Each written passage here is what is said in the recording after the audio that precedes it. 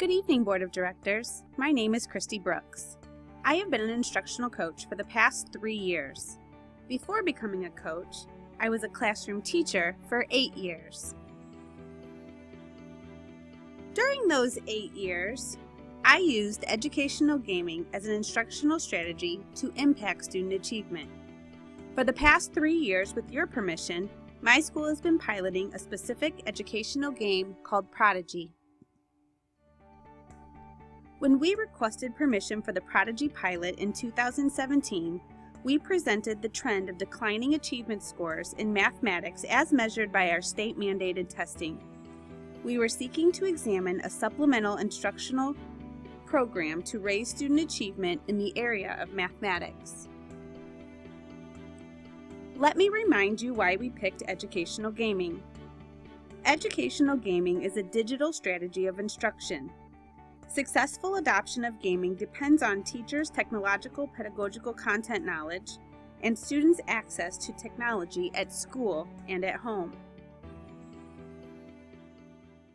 Let's watch a brief video on the evolution of educational gaming.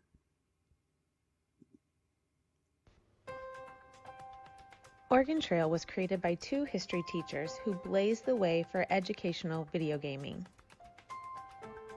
Many early educational games were developed for the Apple II. Apple was very active in the educational marketplace. The Learning Company were early developers of educational-based video games. Popular titles include the Reader Rabbit series, Zoombinis, and Carmen Sandiego. Edutainment is a combination of education and entertainment. This term is frequently used to describe educational gaming. The first one-to-one laptop program occurred at the Methodist Ladies College in Melbourne, Australia. There was no fanfare in 1991 when the World Wide Web went live. In fact, most people around the world didn't even know what the internet was. Yville was the first educational game that successfully merged education and virtual reality. When Scratch was released, students could code their own interactive stories, animations, and games. Educators integrate Scratch across many different subject areas and age groups. Steve Jobs and Apple revolutionized mobile technology. Tablets offer an economical way for students to have access to mobile technology.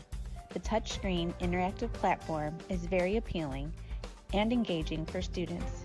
Countless apps have been created to support education. Released in 2011, Prodigy is a free, self-paced, online, or app-based math game that is used by over 3 million students, teachers, and parents across North America. The program is fully aligned to state standards for grades 1 through 8.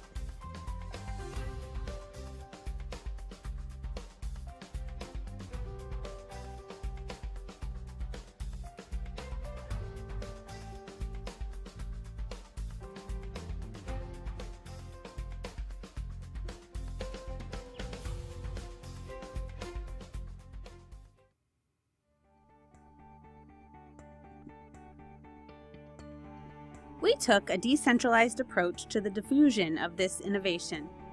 By putting the decision for Prodigy integration into the hands of teachers, the teachers gain a greater sense of autonomy. This allowed for teachers to have greater buy-in with the platform.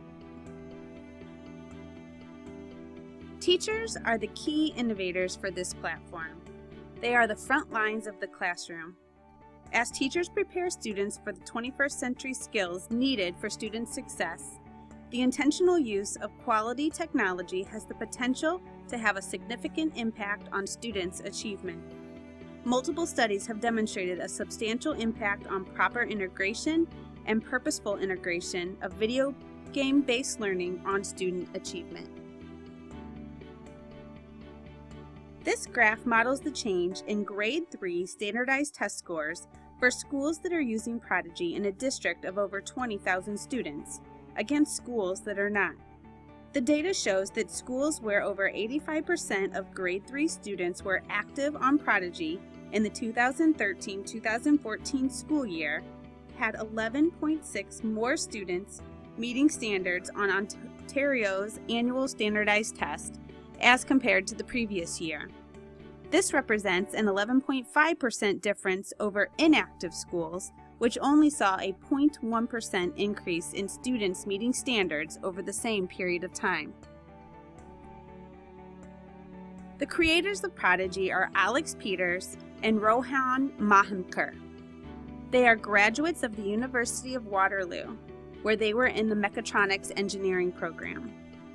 After a failed attempt on Dragon's Den, the UK's version of Shark Tank, the duo raised funds from family and governmental grants for what was first called Smart Teacher and has since evolved into Prodigy.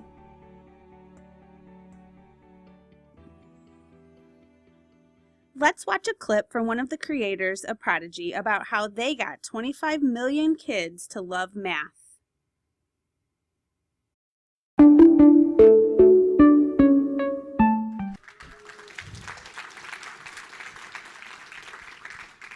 So, as you heard, I'm Rohan Mahimkar, co-founder and co-CEO of Prodigy, and I'm going to tell you the story of how we got 25 million kids to love math and share a few key lessons along the way. So, I'm going to start off by asking, how many of you here have heard of tutoring programs like Kumon or Sylvan Learning Centers? Yeah, quite a lot of you. So, when I was growing up, my mom had forced me into one of these programs, and that was basically me on the slide. As a kid, when I was growing up, no, I wasn't white. I didn't do a reverse Michael Jackson. But I still do remember the experience of coming home with a stack of math problems like that thick every night, having to go through pages and pages of these, and absolutely hating that process. At the very same time, I was addicted to a video game called Pokemon, which I'm sure a lot of you are familiar with too. So when my co-founder Alex and I got to the University of Waterloo, we said, why do these two things have to be such disparate experiences? Why can't learning math be as engaging, if not even as addictive, as a Pokemon-style video game? So we built Prodigy. Prodigy is essentially a RPG-style video game, kind of like Pokemon, that covers the entire grade 1 to 8 math curriculum in Canada and the United States. But as engineering students, we knew absolutely nothing about the education market. And as Kevin O'Leary pointed out on Dragon's Den, this is a market that makes grown men cry. And after he said that, they zoomed into our face, and we looked pretty somber there. So what we did after we graduated is we spent about a year and a half going into two private schools, Mentor College and Ridley College, and we were there almost every single day, testing with kids and teachers and figuring out what they wanted from our product. And we learned a number of things here, and this was our first big lesson. Working with teachers and students allowed us to achieve product market fit very early. So for example, we found out that even private schools wouldn't pay for our product. So we switched our business model to a freemium model, and where we could get a lot of adoption without making schools pay. We learned that teachers had to teach to the Ontario math standards. So we aligned all of our content and all of our reporting to the Ontario math standards. And then finally, we realized that a lot of kids have a variety of devices, from 20-year-old computers like desktops in schools to iPads at home. So we rebuilt our entire game in HTML5 when a lot of other people were going towards native apps. And this has given us a huge advantage in terms of growth. So we officially launched Prodigy in January of 2013 with about 3,000 students in Ontario, and over the next year grew to about 130,000 students. And we kept growing after that. So we have currently over 25 million students that are registered on Prodigy, but this growth really hasn't been easy. So for example, for that first year, what my co-founder Alex and I did was we essentially split the province in half. We're based in Burlington, so I took everything east, he took everything west, and we literally drove to different schools and school boards and tried to get the product into them. And that has taught us a big lesson, because that strategy hasn't worked all the way through.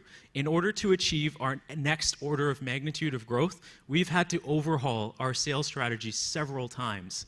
So I remember the exact moment that that sales strategy didn't work. I was doing a presentation to the York Catholic District School Board. I'd worked for like 6 months to get into this presentation. We'd closed the school board. You know, there were like a good 20,000 kids coming onto the product. And I got to my car after that and checked our stats. And that day, we had onboarded about 2,000 new students just organically onto the program. And I remember that feeling of accomplishment sinking away and a feeling of almost regret coming upon me, saying, hey, I've kind of wasted my time here. I need to be in the office figuring out how to increase our organic growth rate in order to get more leverage. And we've done this a number of times with our sales strategy as well after that. So for example, when we entered the United States to get to that market, we did an initial seeding strategy where we attended a bunch of conferences and we used some Facebook ads to get the first teachers in new geographies. And after that, we essentially relied on those teachers to spread the word to others within their school and to neighboring schools. And now that we've got a majority of the early market and we're moving to the late majority, we're actually re-implementing a sales process where we have people reaching out to districts and trying to close them to do a top-down strategy which supplements our kind of bottom-up strategy. And this hasn't just been the case for our sales strategy. We've also had to change things for the way we build a team. I'm going to skip beyond this just in the interest of time, and I'm going to go to what's next. So I want to tell you a story here just to illustrate where we're going after this. I was at a conference about a year ago, and there was this parent that ran up to me. He was with another vendor at the conference, and he said, "Oh my God, you're Prodigy? Let me show you something." And he essentially logged on to his parent dashboard on my computer, and his child, who was in kindergarten, had gone through our grade 1 curriculum, 2, 3, and was working halfway through our grade 4 curriculum. This was because this child just loved the game, and he spent a good 2-3 hours every night playing by himself. And his dad had helped him out as well. And kind of our long-term mission as a company comes down to taking that experience that that one child had and scaling it to every child in his school, every child in the country, every school essentially in the world. So that's where we want to go. We are currently, within the next year, trying to get to all of the 28 million 5 to 13-year-olds, that's grade 1 to 8, in the United States. And beyond that, there are other opportunities. So we've already started expanding into the UK and Australia, but there are countries like China and India, which have 120 million and 150 million kids in our age range, respectively. So that's a lot of potential kids to help, and we can magnify that impact beyond just North America. So my shameless pitch to you is we're growing really quickly. If this mission appeals to you, feel free to join us, prodigygame.com/jobs. Thank you. As you heard, Prodigy Game was released in September of 2011. The pilot was approved for the 2018-2019 school year. Along this S-curve, we are in the implementation stage. As we head into the confirmation stage, we are reflecting and evaluating the current implementation progress, which will be discussed later in this presentation. During the opening week of school in 2018, I introduced teachers to Prodigy Math. Teachers were provided with the following foundational knowledge about the Prodigy platform and how it could benefit their classroom. We'll start by watching this short promotional video that was produced by Prodigy.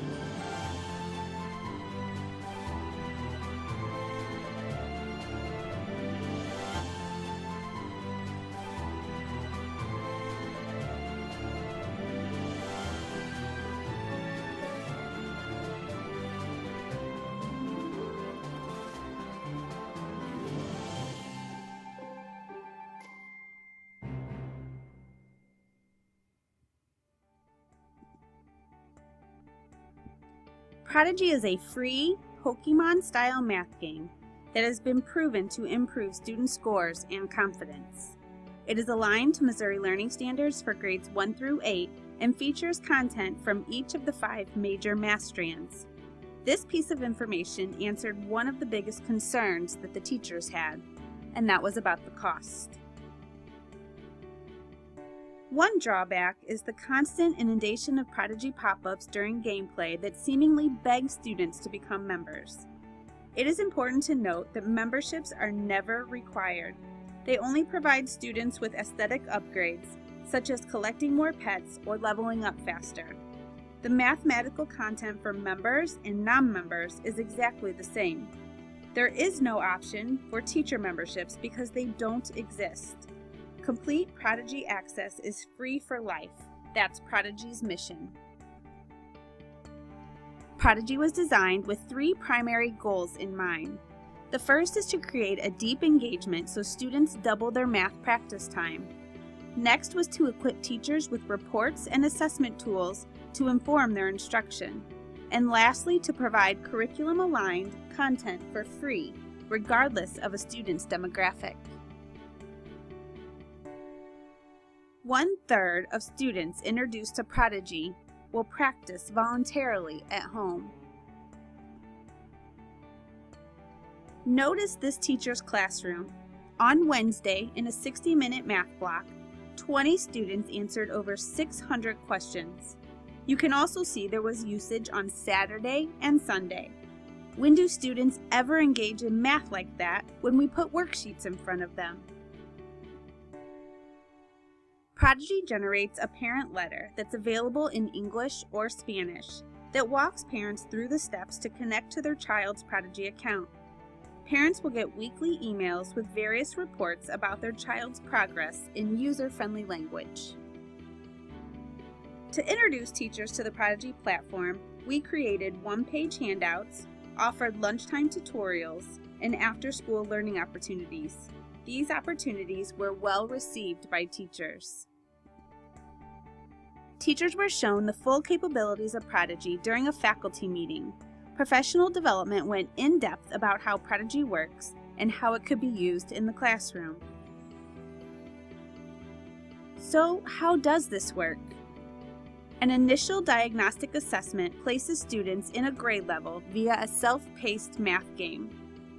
Students progress through skills using a 10-question bucket system. Students begin a skill at the 3rd bucket. If a question is answered correctly, they move forward a bucket. If a question is answered incorrectly, they move backwards 2 buckets. If a student moves below the 1st bucket, they will be reassigned to a prerequisite skill and are considered struggling in that particular skill. If a student answers enough questions correctly in a row to move past the 10th bucket, they are considered mastered in that particular skill.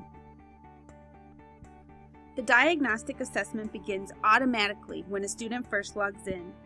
It places them at their appropriate grade level, then the game will continue to adapt to each student's individual pace as they go on their quests and level up their character within the game. The learning adapts based on the student's needs. Students just feel like they're playing a video game. The math is in the game. Correct answers are incentivized. Students must answer questions correctly in order to cast spells and defeat their opponents. Students encounter 3 to 4 questions on average and 3 to 4 creatures per screen. Students can use virtual manipulatives, hints, and text-to-speech. The teacher dashboard is where the teacher can track student usage, curriculum coverage, and other useful information. Real-time reporting allows teachers to identify students' learning needs. These reports can be used to group students with like needs for opportunities of enrichment or intervention. In the planner, teachers can assign skills to certain students or the whole class. Assignments can be based on a skill, or they can be based on the entire strand.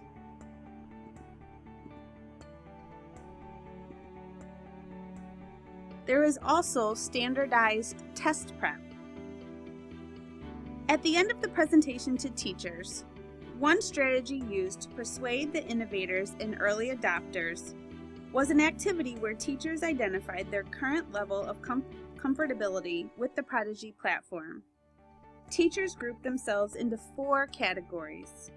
They were, I don't have a Prodigy account, I have a Prodigy account but haven't really used it with kids, I have a Prodigy account and use it with students but I let Prodigy run itself, or I use Prodigy to assign work to students and use the reports and data to drive my instruction. Based on the information gained from teachers, the next strategy was to persuade the innovators and early adopters. To do this, we went into classrooms to help get their classes logged into Prodigy. During this phase, the early adopters were teachers in grades 3 through 5. It was important to start with these teachers first in order to have the greatest impact on student achievement by our state testing date in May.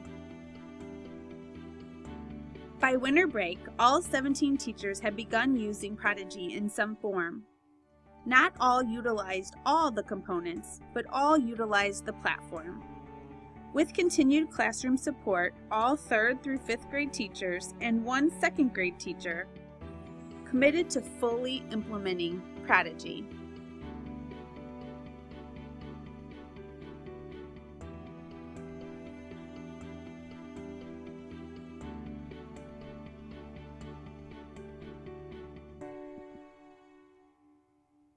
Several classrooms were then invited by Prodigy into the Classroom Connect program. In this program, the class received free memberships while they are in the program. They meet weekly with a Prodigy coach and give feedback related to the program. Student growth is also monitored. We understood that a potential barrier to the successful adoption of educational gaming is the value that the teacher places on this technological tool. As with most technology adoption, the barriers included equity of access and quality of programming. Thankfully, our district is one-to-one with student technology.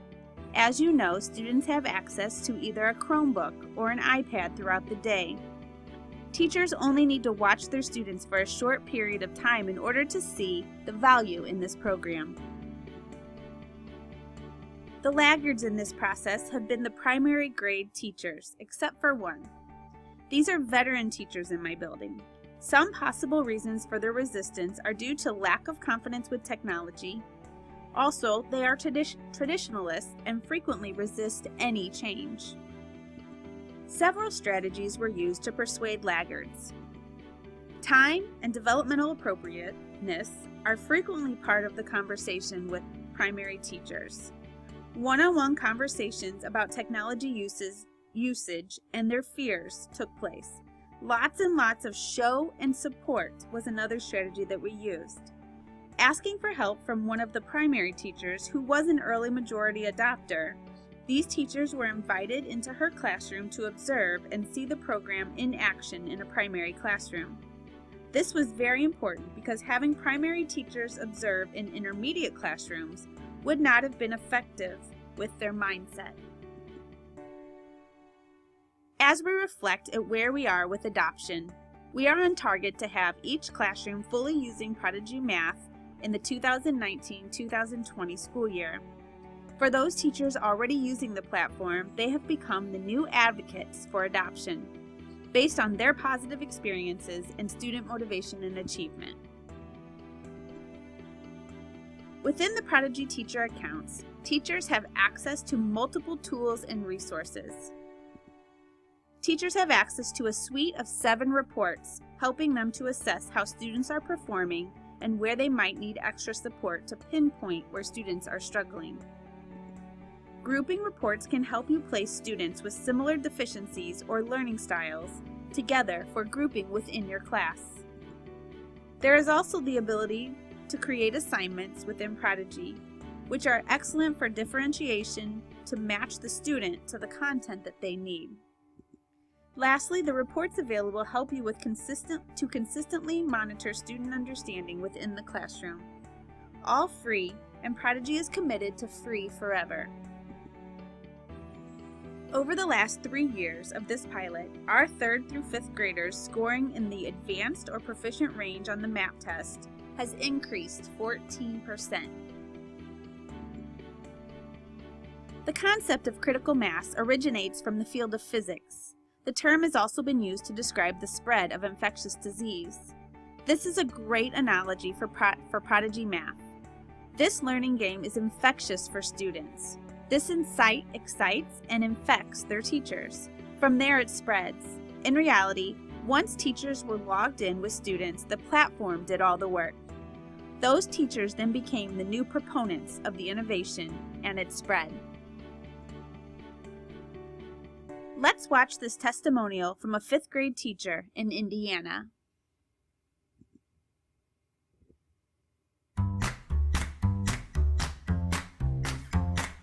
My name is Indiana and I'm a 5th grade teacher, elementary school. I found out about Prodigy on YouTube. I was watching another teacher do a vlog, and she mentioned that her kids just went so crazy. They were engaged with something called Prodigy. So I stopped the YouTube video and I was like, what's Prodigy? And then I found out about it that way. I think the confidence in math is what I've noticed the most, because even with my more struggling students, the underperforming students, they get this just excitement about when they get that time to play on Prodigy. And to them, they're playing, but they're super confident. They try harder. They love the competitive aspect to battle with their peers, and they're like, give me some scratch paper, let me do this, let me work it out. The kids who were probably shy or they won't participate in another style of the learning, Prodigy like shocks them and awakens their spirit and they're excited. My math block, after I do probably about 15-20 minutes of whole group, when it's my turn to pull a small group, if I'm working at a back table to pull a small group, working on some skills computation with a little group, I'll give the rest of the students an option, and about 4 to no more than 6, they could get a Chromebook, because we have Chromebooks at my school, and they have their username and logins. They already have either something I assigned on Prodigy, or sometimes it's just you guys have some free time on Prodigy. So I've used it that way, where if I'm busy, they know they can work independently on it. And then I've also used it where I can assign for test prep. I like it that way too, because in my state we take SBAC. So I can go in through the planner, start date, end date, and I have it and I can analyze the reports. So I've used it both ways. What are you waiting for? It's free, it's super engaging, it's digital content, it's real data. You can use it to guide your lessons. What are you going to focus on next? They can even play it at home. It's fun to, even as a teacher, I can log into my email on the weekend and it says, you have new Prodigy activity. So I would say, give it a shot. What are you waiting for? Your kids will love it. Trust me, your kids will love it.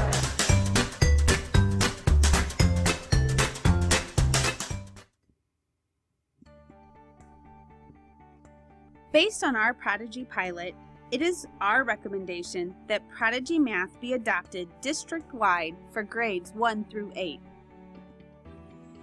It's time that we move beyond the worksheets. We need to engage our learners. Educational gaming, specifically Prodigy Game as an instructional strategy, has shown to positively impact student motivation towards learning, thus catapulting their math knowledge. Thank you, and please feel free to contact me with any further questions.